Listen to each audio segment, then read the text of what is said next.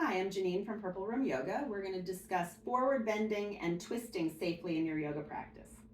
So in terms of forward bending, you want to think about it being a hip hinge. So instead of rounding the spine forward, you're moving forward by tipping the pelvis.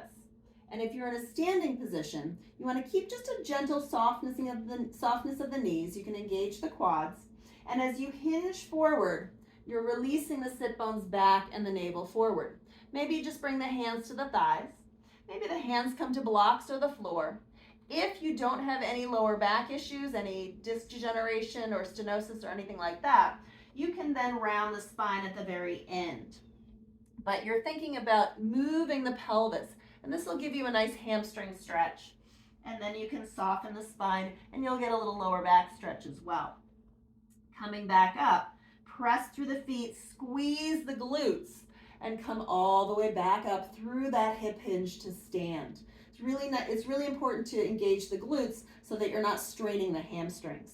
If you're in a seated position, let's say Baddha Konasana, you're still thinking about that hip tilt, right? So you're tipping the pelvis forward. You're not trying to get the head to the feet because then you lose the stretch that you're getting in the hips and it's just about the back. Keeping the spine straight, you can tip forward as far as is available to you and you'll get this beautiful stretch through the hips. You can reach the arms forward. And again, if you don't have any lower back issues, then if you like, you can round forward after that. But it's the tip of the pelvis that creates the stretch for us. And so when we're moving forward and back, thinking about keeping the spine straight, no matter what the legs are doing, whether you're getting a hamstring stretch or a hip stretch, right? You really want to think about the tip of the pelvis.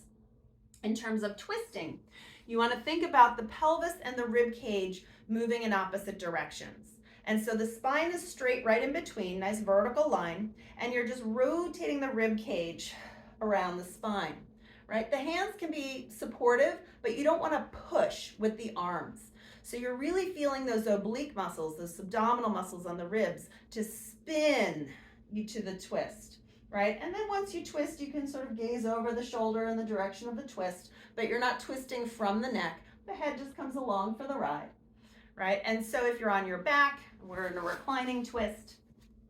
Now the rib cage stays still and the pelvis moves, right? You're reaching the pelvis over.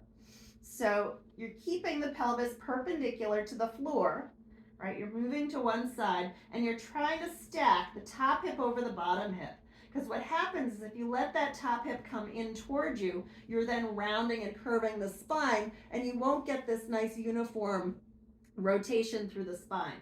So by reaching the top hip forward, you're keeping the pelvis and the spine perpendicular to each other, and then the rib cage can spin more and you relax into the twist. I hope that was helpful. Have a great rest of your day. Thanks for watching.